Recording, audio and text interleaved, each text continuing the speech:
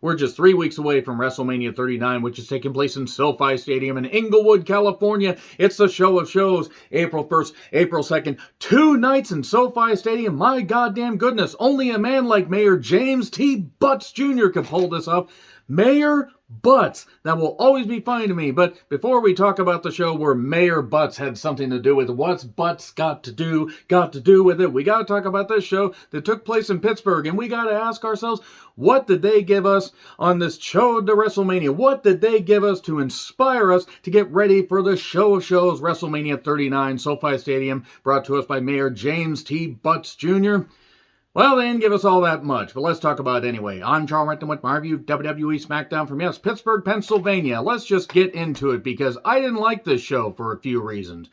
Now, there are a few things that they've done pretty well. The closing segment was pretty good, but honestly, they're limping to this goddamn big old stadium show, the granddaddy of them all.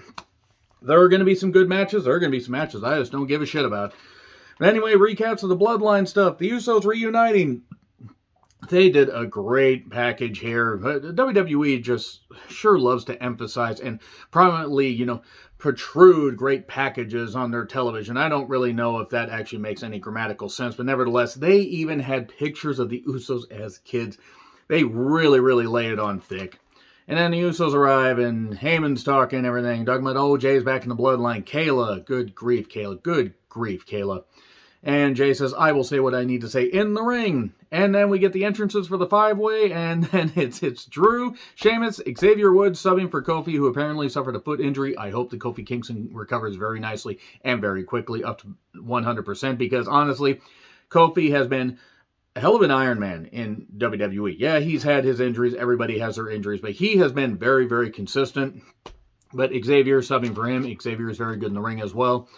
And L.A. Knight, and Karrion Kross with Scarlett. It's a 5-way contenders match. The winner faces Gunther at WrestleMania. They go 1 minute, they go to the break. Enough multi-man matches is what I wrote down. I get why they did it, because they wanted to keep advancing the story with Drew and Sheamus. Imperium show up. We maybe get 5 minutes of action, they go to break again. And then Sheamus and Drew got simultaneous pins. Did all that. We went nearly 30 minutes into the show just to get to that finish. Kayla is talking to Heyman. Cody cannot beat the Bloodline. He will be beaten by Roman at WrestleMania 39. Again, brought to us by Mayor James T. Butts Jr. That will stop being funny to me one of these days. Except it won't. So, Drew and Sheamus are yelling at each other. What is Pierce going to do? Well, Ray's the first inductee into the Hall of Fame, pretty much cementing the fact that this is going to be his last WrestleMania. And honestly, probably better to still go out while you still got some wheels, while you're not limping around the ring necessarily. What else can Ray do? Honestly, what else can he do?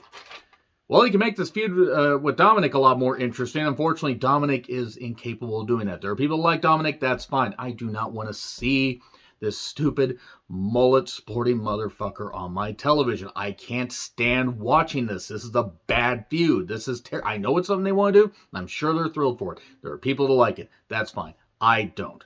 I nearly turned the show off and said, that's it. I can't take it anymore. I can't take this. Because I was already annoyed with the 5-way match just to get to that dodgy finish. So anyway, Dominic and Judgment Day interrupt. Here's Legoland Phantasm. Hey, let's just have our match now instead. So Legoland members, with Zelina on the outside, took on Judgment Day with Rhea on the outside. Zelina got thrown into Legoland a little bit later by Rhea, and Dominic got the pin. Fuck everybody that put this show together. How dare you? How dare you, Triple H? How dare you? Anyway, I wrote down, I don't want to watch this program anymore. And then Dominic cuts a promo, I should have been Eddie's son. Oh, wow, how original. I'm so glad they're going back to this well they poisoned, back in 2006. Even Batista didn't want to say that in 2009, but whatever, let's just keep doing it. Let's just keep doing it. Maybe eventually they'll make it interesting. Except they won't. God, I hope the Ray is done after Mania, because really I don't think he needs to do anything else. Who is Jimmy Allen? Apparently a country star. Good for him. Whatever. He's singing America the Beautiful on one of the nights of WrestleMania. And then Pierce says, well, hey, Charlotte, you want a match? You get a match later. She tells him to hang in there. I'll do my best. Speaking of doing their best, Team YU Bald, aka Ricochet, and Braun took on the Raiders with Valhalla. Braun is an idiot that likes to hurl himself into stupid situations, and hey, look, Vegeta, 4 bald people. Valhalla distracts Ricochet and then gets pinned by a splash. These matches meant nothing, by the way, absolutely nothing. Gunther yells at Pierce, tells him very sternly, figure it out. Pierce says, fine, Drew and Sheamus next week. The winner will face you. Watch them do a double countout or a double disqualification. Watch them do something where they include a bunch of other people and they make it a multi-person match and they try to make it a ladder match. Watch them try to do a ladder match at WrestleMania. Charlotte took on Shotzi. Rhea showed up at one point, and fortunately by herself, so I wasn't tempted to throw my television out the goddamn window with more Dominic on it. And the sad thing is Dominic's not even the person I can't stand the most on, in this particular company. That being said, Shotzi tapped out to the figure 8. Rhea and Charlotte have a back and forth.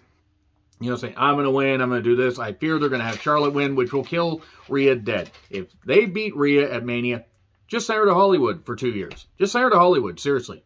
Because then maybe people would forget about the fact that she's lost to Charlotte more times than she should have. The Usos show up. We get Sammy chants. Jay says, you want to know why I did? You don't know what's going on inside my head.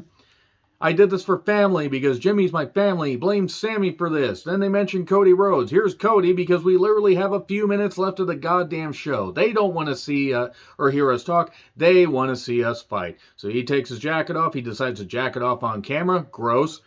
And then Sammy attacks Jay. And then we get a big old schmoz. And we'll see you this weekend for the Royal Rumble.